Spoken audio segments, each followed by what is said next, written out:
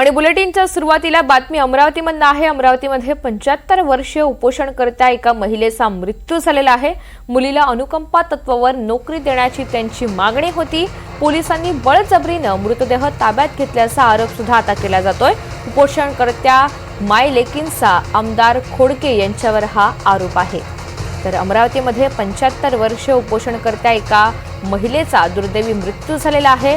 मुलीला अनुकंपा तत्वावर नोकरी देण्याची त्यांची मागणी होती आणि त्या संदर्भात त्यांचं उपोषण हे सुरू होतं।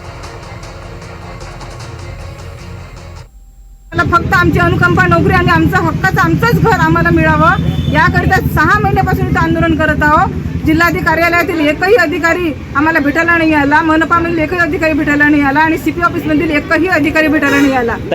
माझी आई सकाळी 7 वाजता वारली। 7 वाजता वारल्यानंतर आम्ही कशामुळे वारल्या आणि काय झालं? तिचा बीपीचा म्हणजे काल बीपी वाढला, तिचा अशक्तपणा वाढला। काल इरवी दवाखान्यामध्ये 7 वाजता ऍडमिट केलं।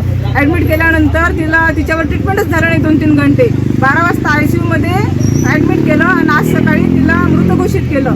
त्यानंतर आम्ही तिला 11:30 वाजता इथे आमच्या उपोषण स्थळावर घेऊन आलो आणि आता येऊन फक्त आम्ही आमच्या घरचे 10-15 लोक पाहून इथं या सुमसाम रस्त्यावर येऊन माझ्या आईचा मृतदेह किती वाजता जिल्हाधिकाऱ्यांनी तुमची दखल घेतली होती का? पोलिसांचा सुरुवातीला तुमचं काय म्हणणं? कोणाच दखल नाही घेतली आमची आतापर्यंत, कोणाच दखल नाही केली।